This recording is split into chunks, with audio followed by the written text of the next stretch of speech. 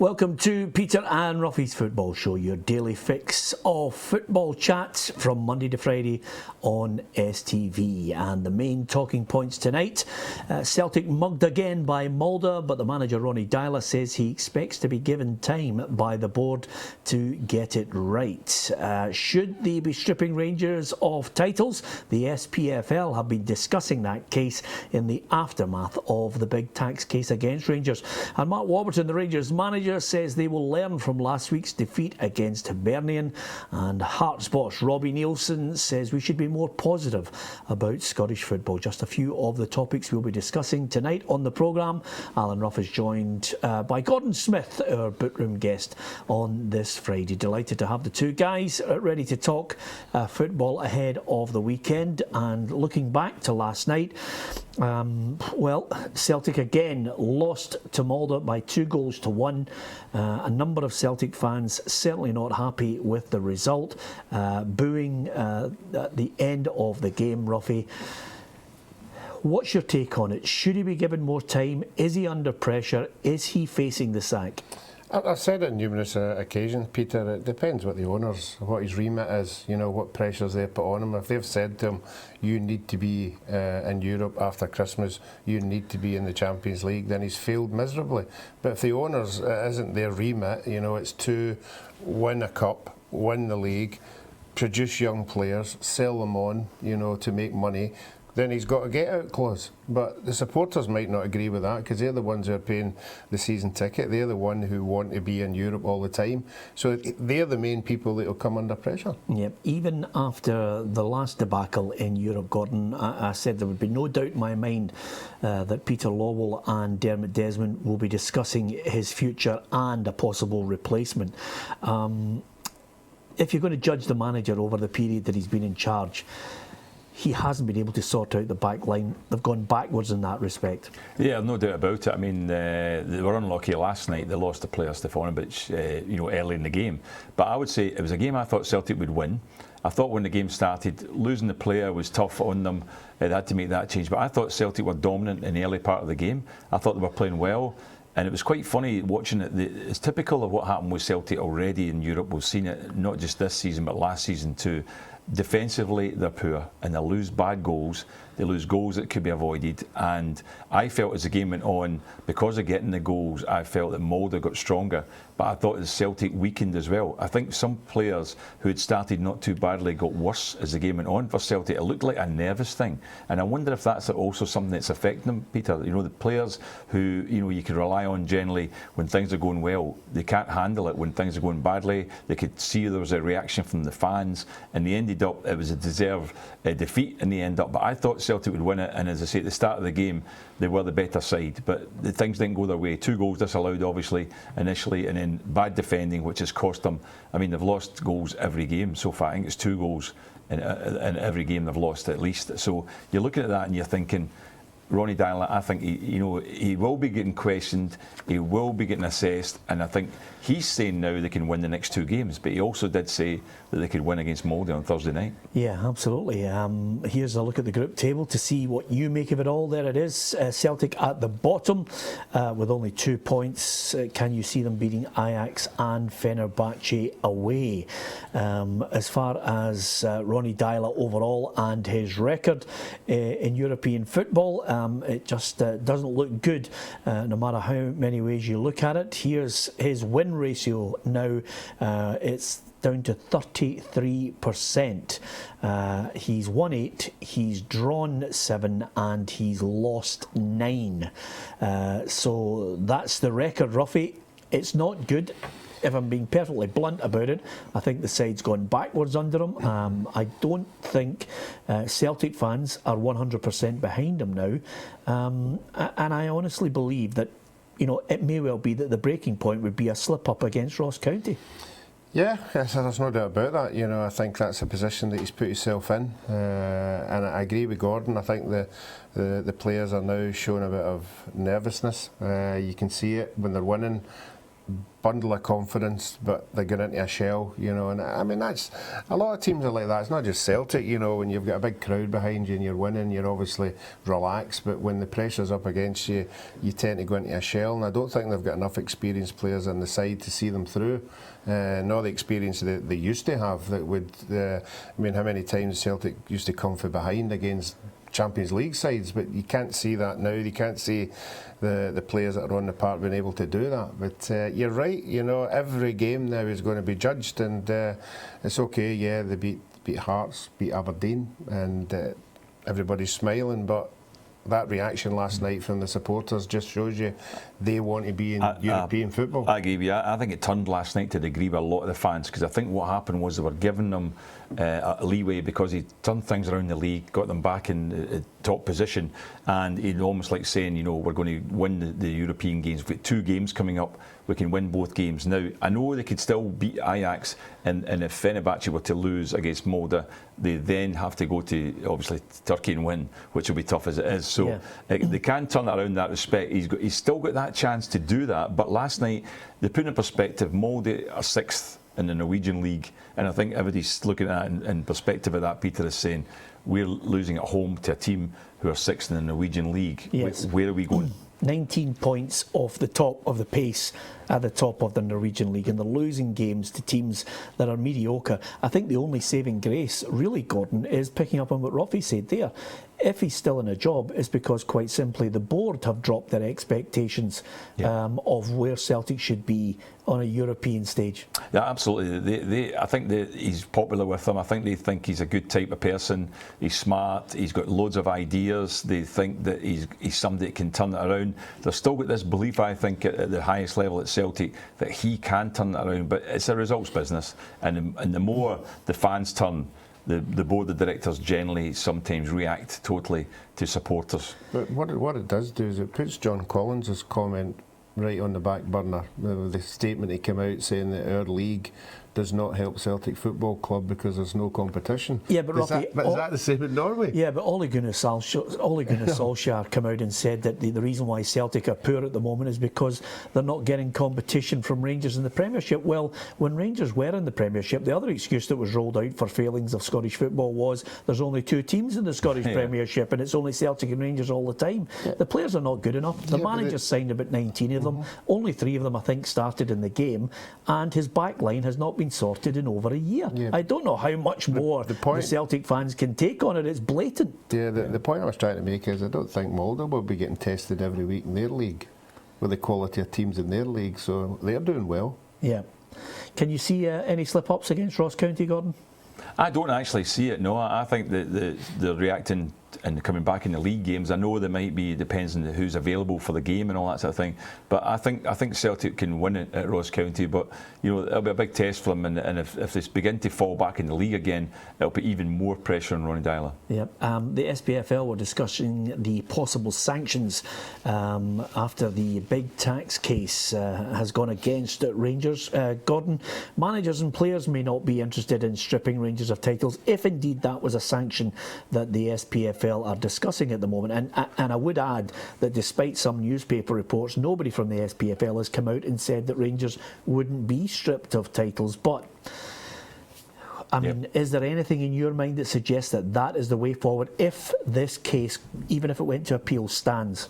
I think there'll be a momentum towards stripping them of titles. I can see it coming. The fans, a lot of the other fans of other teams who don't like Rangers are obviously going to be pushing it big time and getting their clubs to try and get them to put in something going forward with the SPFL. I mean, already they had, this is the fact, is Rangers have lost this case. They won the previous 2. And even at that time, it was decided that the Rangers had not got any advantage from it, any professional advantage from it, and that was a decision that was made. So it would be a bit of a turnaround if it did that. I know people will say, yeah, but this is different. They've now been found guilty. But there's also a scenario whereby this could also be challenged. There's a chance of an appeal. So why would you make another decision now and then you wait and see whether the appeal's won? Because I was listening to an advocate yesterday, and he said that the decision, he doesn't think it'll be upheld if there's an appeal. He thinks that an appeal will win. And this guy was an independent legal advocate for taxation all that sort of thing. So there's a lot of question marks there, but I know there will be a momentum towards people wanting Rangers stripped to the 4 titles they won in those 9 years, because at the end of the day, even Celtic were the team that were obviously runner-up in each of those leagues, I think. So a lot of the Celtic fans will want Rangers stripped to titles. Yeah, I think there are a few other fans, Ruffy, that are looking at this as well, but whether there's anything to be gained by it, it's certainly not setting a precedent. Other clubs have been stripped of titles before. Yeah, I don't think there's anything to be gained. As Gordon said there, it'll just put a smile on some other supporters' faces, through the banter. Yeah, absolutely. I'm sure it'll rumble on and on for longer than this programme. We'll be back to talk weekend football next.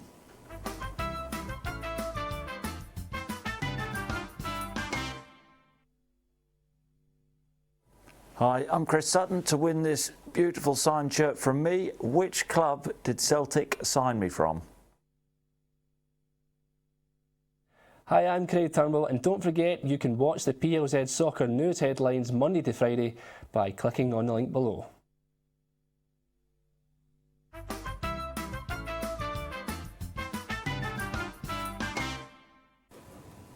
Welcome back to Peter and Ruffy's Football Show. Alan Ruff and Gordon Smith are with me, Peter Martin, to look ahead to the weekend's football.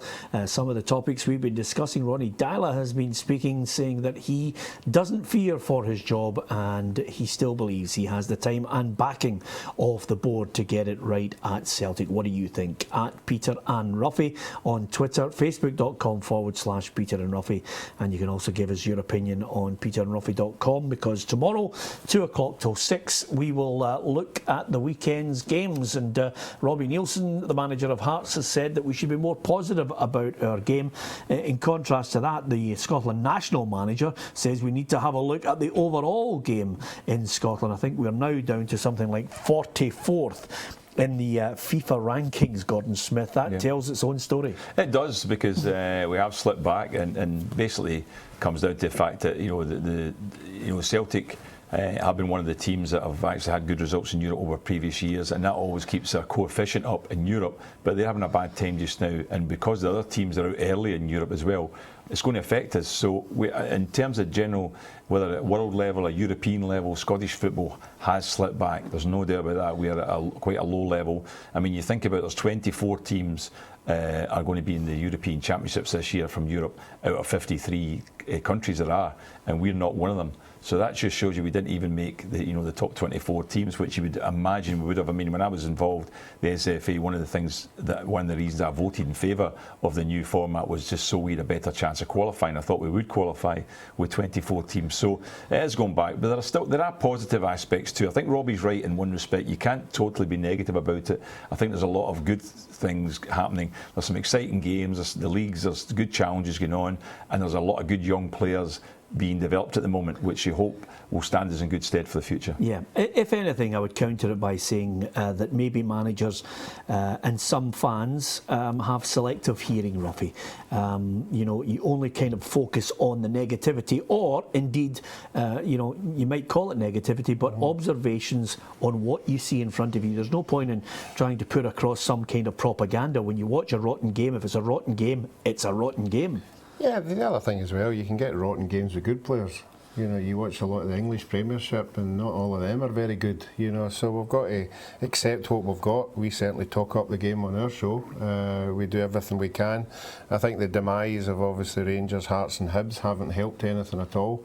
But they're now on their way back, and once we get them back, I'm sure we'll go up the way rather than down the way. But I think we've got to promote the game and encourage as many people to go to the games as possible. I think Gordon Strachan was making a strong point as well about the change in the game and altering it, Peter. In the league structure, that type of thing.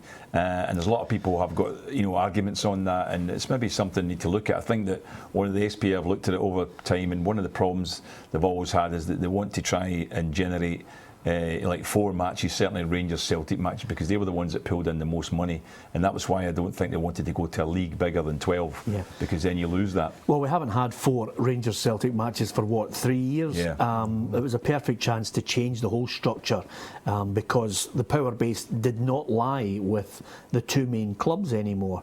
I've always been an advocate of 16 teams I think there are enough teams that could fill it to make it a quality league, Gordon, but whether we constantly chop and change every year, I mean, some people might, if you landed from Mars and looked at Scottish football and how we chop and change in the last 10, 15 years, unbelievable. I know, but we do need to, I mean, at times we should be chopping and changing just purely in terms of seeing how it works, because if you change their structure and you think that works fine, we stay there, you know what I mean? But if you're not going to make the change at all, you'll never know. It's always just becomes a debate. You know what I mean? As I said, I remember, I played in Austria and Switzerland under a system that I recommended for Scotland, and everybody said, oh no, we can't have that because they threw it out. They threw it out for different reasons, but Switzerland, for example, had it for 21 years. So it wasn't as if they decided quickly that this doesn't work, and that was to have 2 leagues of 12 splitting into 3 of 8 after the first part of the season. And yet in the middle league became a very exciting league because it was 8 teams playing for 4 qualifying places in the Premier League the next season. And then you were going to get the 4 best teams were going to come up, and you always had your 12 best teams at the top. So I felt it was a great system. I felt it worked really well, but because Switzerland don't have it anymore, people were saying we should never look at this. But I think that we should be looking at changes in the leagues. Yeah, let's look to what we have at the moment, and of course I daren't really use this phrase with any great substance to it. There's a new firm derby, Ruffy, taking place. Aberdeen against Dundee United. Here are the fixtures, and of course Derek McInnes has come out and says that he doesn't feel as if Aberdeen have let anybody down. Is that a fair comment? I think the start they had of the season kept the whole league alive. There's no doubt about that. The run that they went on, you're going to lose games, there's no doubt about that at some stage of the season, but he'll be hoping tomorrow will be the game that they can bounce back again, and certainly by the evidence of Dundee United and Hibs in midweek, you would expect Aberdeen to win that one. We'll see the squad they've got. It is a surprise, Peter, because they've got probably the second best squad, I think, in the league, no doubt about that. And the 5 defeats and a draw in the last 6 matches, it just takes away altogether from it. I thought they actually played quite well against Celtic in the recent match there. The first half I thought they played pretty well, so they might bounce back. Tomorrow's a big game for them, because if the fans will really react to it if they don't get the better of Dundee United, who have just lost 3-0 to Hibs during the week. Yep, and of the other games that are ongoing in the Premiership tomorrow, of course, Kilmarnock know that if they can get a win at St Johnstone, they'll get next weekend off. Gordon, what an incentive that is. Never mind bonuses, we'll get the weekend off. Weekend off, they're going on holiday obviously, but no, I think that'd be an interesting game. I think it'll be a very tight game. I don't think there's much between them. Kilmarnock are capable of pulling off the odd result. They got beaten last game there against Dundee, but I think that for all in all, Kilmarnock, their form before that was pretty good. They beat St Johnstone earlier in the season, 2-1 at home, so they'll be quite confident getting into it, so that'll be a good match. Yeah, pick of the one for me, Hearts against Hamilton Accies. You just can't second guess it with Accies. They can be a thorn in anyone's side when they're on their game. Let's look at our predictions in the head-to-head, Ruffy. I mean, I just can't see you losing from here in. I think you're way out in front. If you lose it from here, I think it's an embarrassment and you should resign. 129 plays 94. I'm looking at it, I can't see Dundee United getting anything, nor Partick Thistle. I'll take the wrath off the Accies fans yet again. I think Mark McGee deserves credit for the way. 4 points out of 6, Ruffy, in 2 games. Yeah, I think the result of Aberdeen just gave everybody a lift, as it would be, and he'd be looking to build on that. But I think that's one of the games that's a tight one. I know Inverness aren't playing particularly well, but I think Motherwell will just sneak that one. The strange thing is that Motherwell, the first game of the season, was the one they won against Inverness away from home, and everybody thought, oh, Motherwell are going to do okay this season, and then they just slipped back and the manager lost his job. Yep. In the Championship, Mark Warburton has said already yesterday, I beg your pardon, in the press conference, that he feels as if his side will learn from last week's defeat to Hibernian. It's important that you learn from every game. We can't say that and then not act on it. So from our point of view, we have to be better. Every day we have to be better. So the first meeting we had was how can we be better? What can we work on? What can we improve upon? And we've done it. So as a group, we're moving forward, hopefully, and we're determined to move forward from last week and to hopefully send out a statement on Saturday.